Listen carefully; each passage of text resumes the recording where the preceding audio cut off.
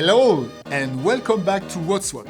In this episode, we are going to look into some truth and lies about electricity. Mark Twain said, "A lie travels around the world while the truth is putting on its shoes." Think about it. With the expansion of online networks, hoaxes and conspiracies are more widespread than ever. And with that, there is no shortage of misinformation regarding electricity. We, as consumers, must stay ahead of the game. That means knowing what's real and what's fake. So today, we'll study a few specific cases to put things into perspective. But before we get started, don't forget to like and subscribe below.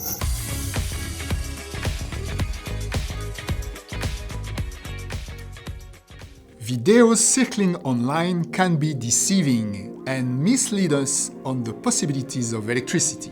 An example would be a blue lightning bolt clip I keep on seeing. This video has gone viral, got debunked, then gone viral and got debunked again, over and over. But if we do our research, we will find that the original video was posted on May 2019 by a 3D artist. No doubt, these graphics are worthy of a sci-fi film. The deserted train station, the blue sphere moving along the ground, causing shock as it passes. But despite the spectacular visuals, the featured ball of blue lightning is not that of a natural phenomenon like many believed, but instead a product of great CGI. So what is the lesson here? Well, if we don't want to be fooled, we must stay informed and be aware of science. First, we can establish that electric charges don't float directly above the ground surface. Second, when a discharge occurs through an electric arc, its charge moves toward the Earth and there would be no ball. Third, when an arc does occur, charges take the shortest way through the air to the nearest conducting object. Not from one lamppost to another. Though, it does look pretty cool, doesn't it? But when I think about it, floating spheres have intrigued people for many years before YouTube. Its phenomenon was described in literary works and even depicted in comics. And our fascination with it could be rooted in reality.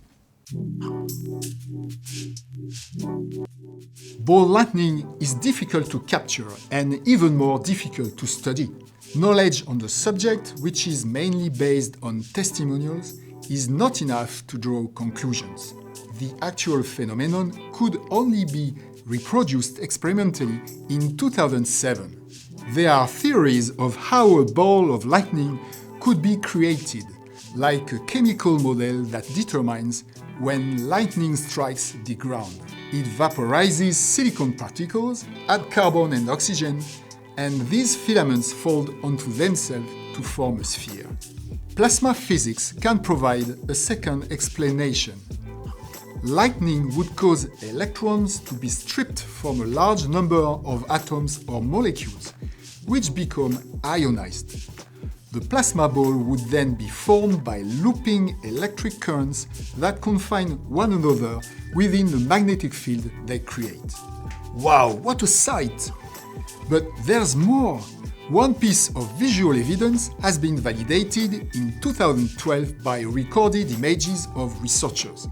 A sphere-shaped spectrum of light emitted by lightning for just over a second. So there are real videos out there.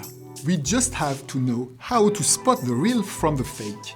But like I mentioned before, imitation and myth came long before YouTube. And when I think of the greatest told tales of science, one in particular strikes. What if one of the most remembered moments in science was a myth?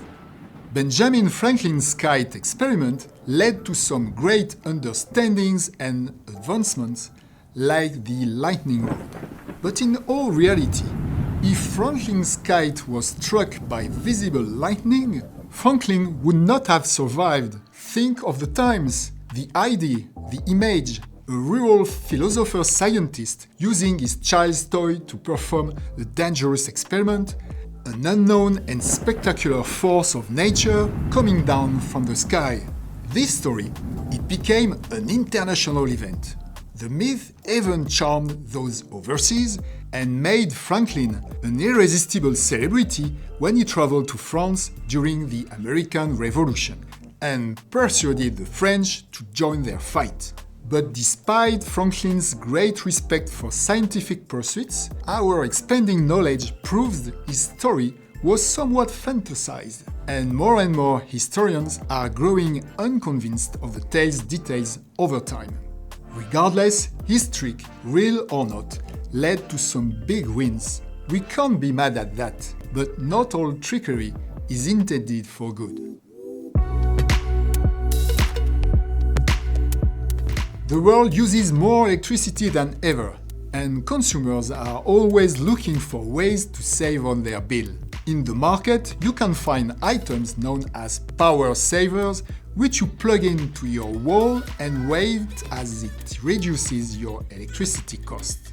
Sounds too good to be true? That's because it is. When engineers dismantle these power savers and analyze their operations, they find they have no impact on usage, that nothing in them can reduce electricity consumption. So we were hoping to save money, but in the end, we did the opposite. Now, what can we do? Think forward. Because it's easier than suspected to identify scams. Knowledge is key. Watch out for websites built on fake reviews. Stay away from patent-pending technologies. Remember that endorsement ads are paid for. Know when to spot a false testimony. Watch the news or cross-search questionable bargains. And be wary of companies that claim they are running out of stock. They do so only to create a false sense of urgency. But why do all this work? You just lost some change anyway, right? Wrong. If you've been scammed, your credit card information can be taken and reused fraudulently. So keep your eyes out, stay vigilant. Trust your instincts, and remember, the best way to save on electricity is with basic energy-saving measures.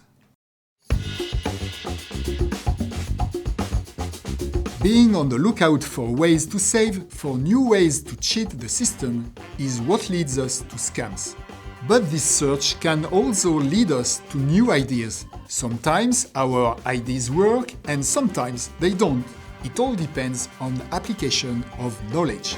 Let's use this trendy photo as a reference. The owner of this car hooked a belt to their wheel and attached an alternator to it, hoping to gain energy. It seems simple. The wheels turn the alternator, which should relay energy and recharge its battery. Not bad, right?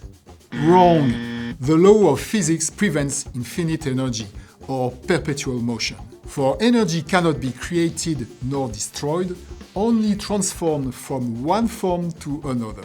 The key is when a machine transforms energy, part of that energy is lost. The wheels of this car, for example, do not create energy, but transfer it from electrical to mechanical forms.